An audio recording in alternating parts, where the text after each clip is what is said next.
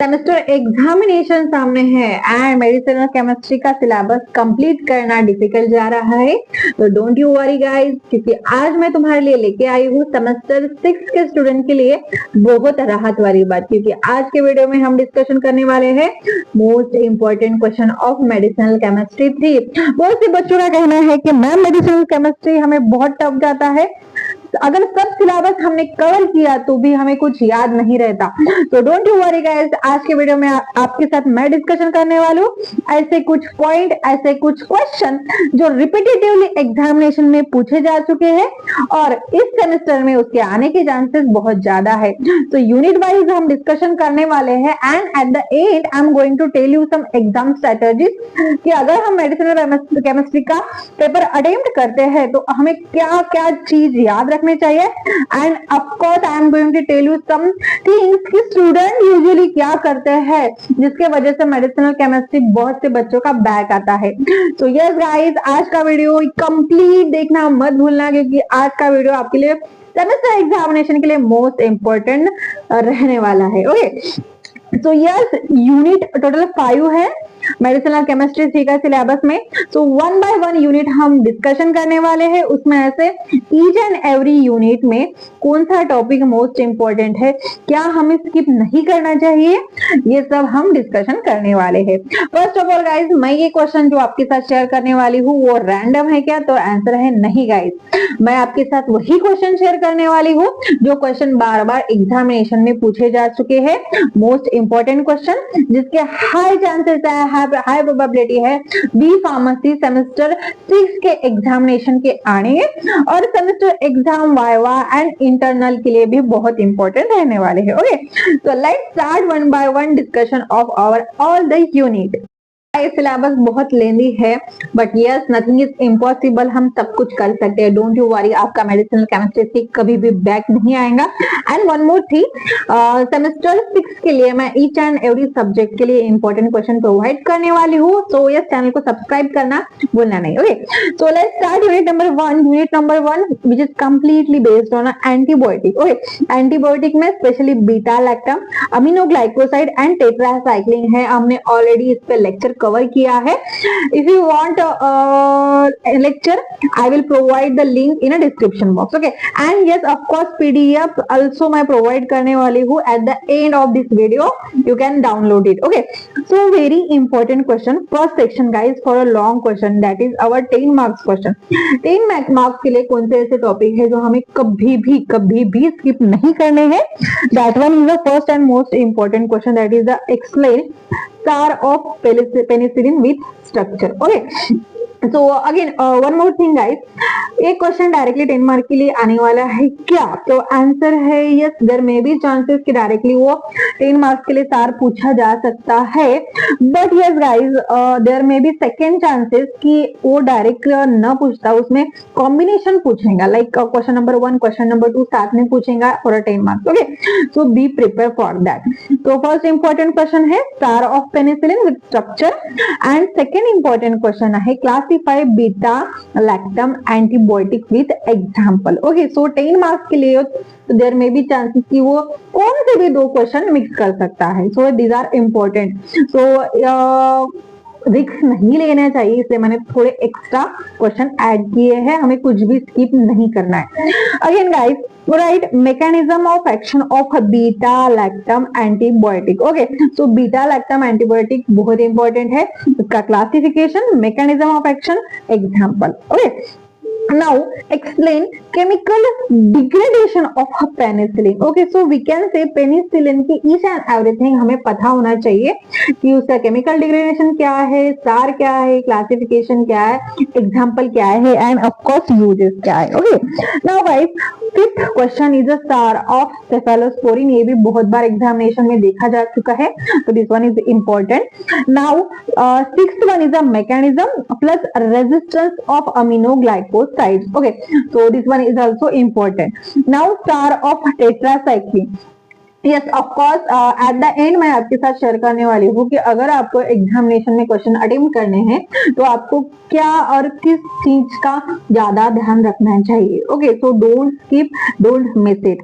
Now short notes के लिए हमें कौन से पॉइंट्स है यूनिट नंबर 1 से जो कभी भी मिस करने नहीं है। That is the beta lactamase inhibitor. What is beta lactamase inhibitor, what is the role of it, how it's work, how it's mechanism of action, each and everything we should know. Now monobactamate, streptomycin, neomycin चे uses, then doxycycline versus tetracycline काय आहे हे आपल्याला माहिती असणं गरजेचं आहे। Okay, so yes guys, if you feel that this video is informative, then don't forget to hit the like button. Okay, synthesis आपल्याला मिस करायची नाही है। each and every synthesis हमें प्रिपेयर करना है और स्पेशली पेनिसिलिन का synthesis याद रखना है for unit number 1. Now it's time to discussion about the unit number 2, which is also a part of antibiotics. Okay, so antibiotics में specially macrolides, anti malarial and prodrugs इस unit में cover होता है।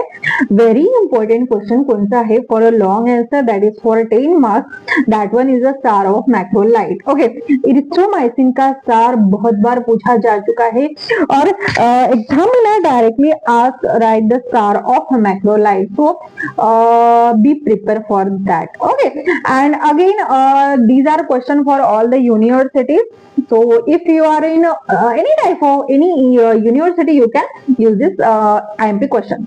Now guys, second important question है mechanism plus uses of azithromycin, clarithromycin. Okay, mechanism अगर आपने macrolide का mechanism किया है तो आप अजिथ्रोमाइसिन का इजीली लिख सकते हो, इरिथ्रोमाइसिन का इजीली लिख सकते हो। हमें पेरेंट ड्रग का mechanism of action that is and star that is the structural activity relationship ये पता होना चाहिए। अगर पेरेंट ड्रग का पता है तो आप कौन से ही एग्जांपल उसने दिया है तो आप कर सकते हैं। अगर आपको क्लासिफिकेशन पता है कि मैक्रोलाइड में क्या कौन से क्लासेस आते हैं तो आप इजीली लिख सकते हैं, ठीक है। After that third most important question है guys, explain pro drug concept, ठीक है, with example. So we have to know the examples, at least हमें 2 एग्जांपल्स लिखने हैं एग्जामिनेशन में। गाइस, नेक्स्ट इंपॉर्टेंट क्वेश्चन है star of quinolone, that is the anti malarial drug. Okay, star हमें रट्टा मार के रखना है अँड आय कॅन से की रट्टा मारल्यापेक्षा तुम्ही एक ट्रिक माहिती करून घ्या की आपण स्टार कशा प्रकारे लिहायला पाहिजे। अगर आपको जनरल स्ट्रक्चर पता होगा तो आप इजीली स्टार लिख सकते हो कौन से भी ड्रग का। Okay, after that fifth one is the mechanism of action of chloroquine. So these are the some important question for 10 marks. Let me clear one thing कि डायरेक्टली तो 10 मार्क्स साठी मेकॅनिझम ऑफ ऍक्शन विचारणार नाही, तो combination मध्ये question विचारणार। Okay, so you have to know each and every and yes short note साठी तो विचारू शकतो, मीन्स एक्झामिनेशन विचारू शकतो। अगेन व्हेरी इम्पॉर्टंट ड्रग्स कुठले आहे युनिट नंबर 2 चे, that is the chloramphenicol, chloroquine and pamaquine. These are the important from unit number 2. Now unit number 3, which is completely based on anti-TB drug, quinolones and antiviral drug, जिसका हमने syllabus already cover किया है। Again guys, very important question from unit number 3, that is the mechanism and star of isoniazid, ठीक है, that is the anti TB drugs का general star रट्टा मार के रखो। ओके, अगेन गाइस, स्टार लिखने की भी कुछ ट्रिक रहते हैं, कुछ पॉइंट्स रहते हैं जिससे हमें स्टार लिखना है। एट द एंड मैं आपके साथ शेयर करने वाली हूँ। Again second most important question कौन सा है, the classification of anti tubular drug, that is the same one isoniazid category का। Mechanism of rifampicin, again same classification, same category. Star of quinolone, mechanism of action of fluoroquinolones, ठीक है, specially ciprofloxacin का पूछा जा चुका है। सो अब we can say overall ये 5 ही जो क्वेश्चन है वो डायरेक्टली एंटी ट्यूबरकुलर ड्रग के है। सो ये टॉपिक हमें कभी भी स्किप नहीं करना है। नाउ एंटीवायरल की अगर बात करेंगे तो उसके हाई चांसेस है एग्जामिनेशन में आने की, क्योंकि मोस्ट इंपॉर्टेंट कैटेगरी है and yes of course examiner favourite है और रिपीटेटिवली एग्जामिनेशन में देखा जा चुका है। तो हमें फोकस करना है मैकेनिज्म पर, specially acyclovir that is our star वाला drug, so we have to know synthesis. जो जे स्टार वाले ड्रग आहे त्याचं सिंथेसिस आपल्याला स्किप करायचं नाही.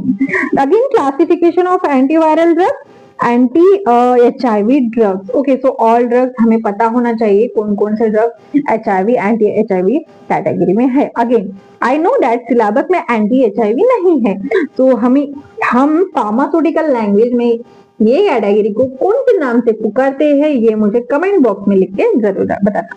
नाउ गाइस, शॉर्ट नोट्स के लिए we have to know ethambutol, parazinamide, complete mechanism, and yes, of course, the structure is most important. Okay, we have to know structure of that compound. Again, nitrofurantoin and methanamine. These are some important drugs for short notes.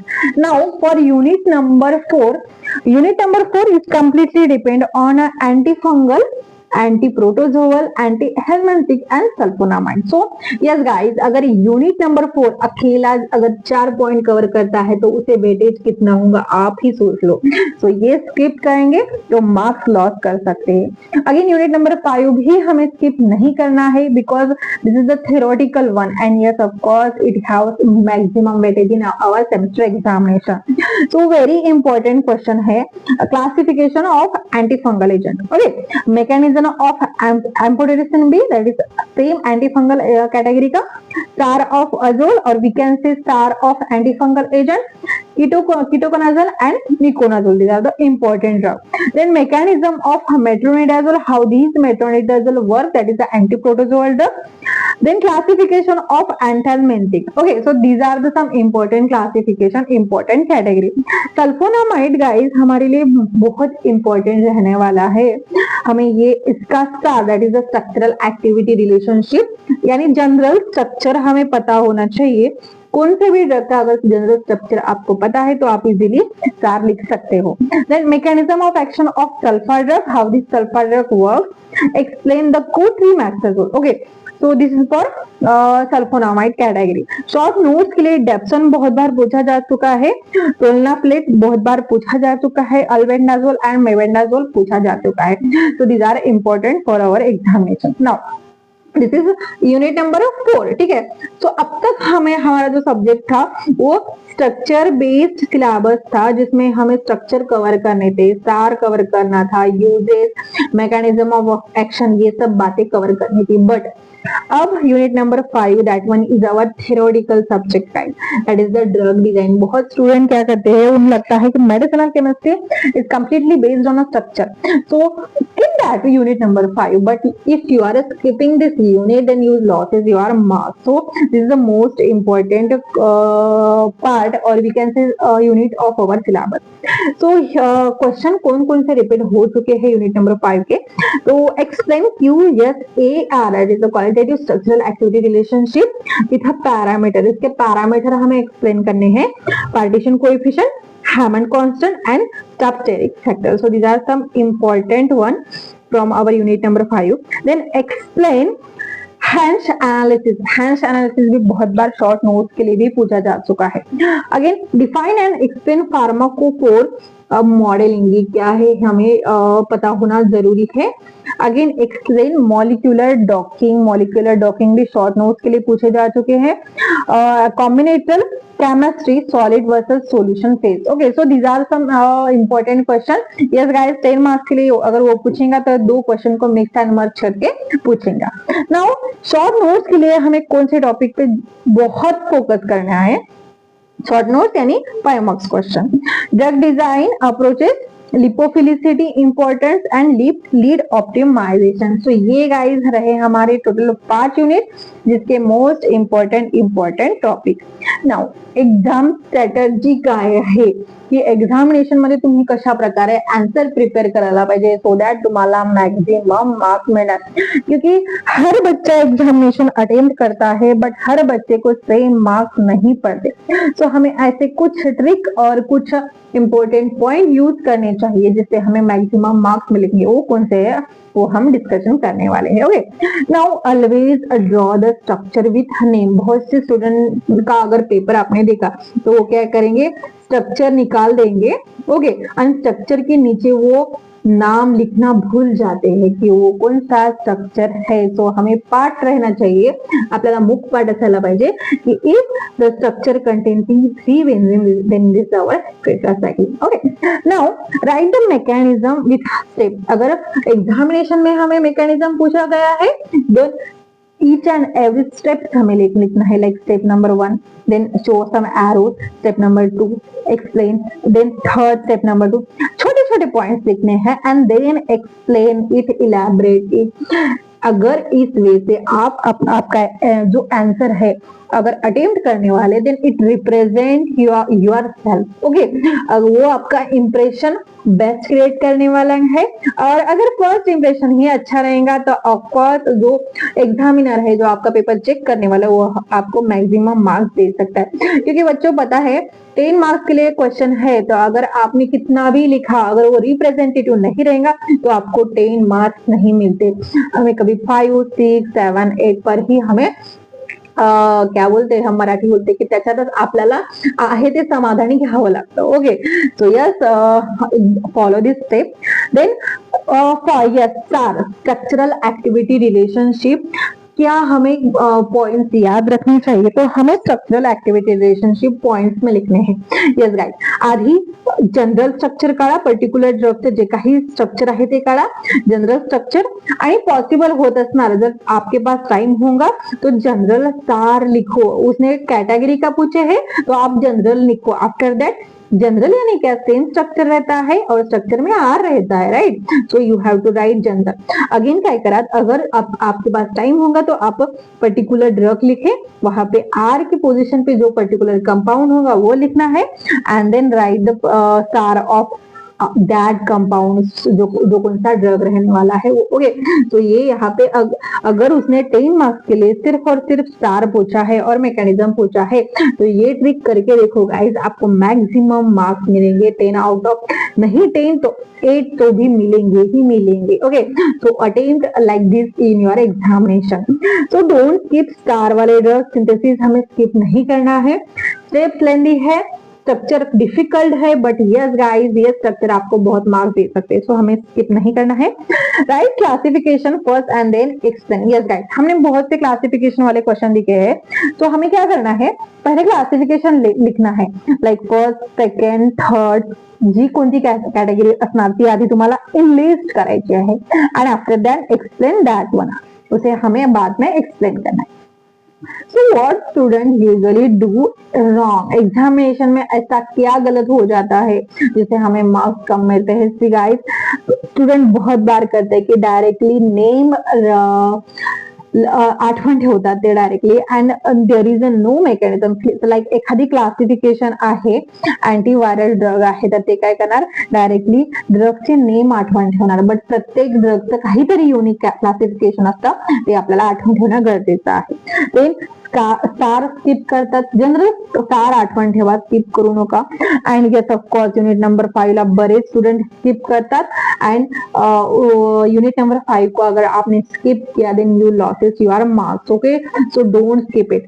Don't student what do, don't practice writing answer. वो practice करना भूल जाते हैं, उनको लगता है अगर structure ही तो है, हम बाद में एग्जामिनेशन में देख लेंगे, क्लासिफिकेशन आना जरूरी है. बट नहीं गाइस, केमिस्ट्री वाले जो सब्जेक्ट रहते हैं उसमें हमें स्ट्रक्चर प्रैक्टिस करना बहुत जरूरी है. Okay, so yes guys, these are some important point for your examination, and yes of course use that one and give your 100% on preparation. Okay, yes I am saying कि preparation में 100% देना है, result तो अच्छा है, आने ही वाला है. ओके, सो यस, भेटूया नेक्स्ट व्हिडिओ मध्ये गाइस, नेक्स्ट सब्जेक्ट के साथ. Till then bye bye, and don't forget to subscribe the channel.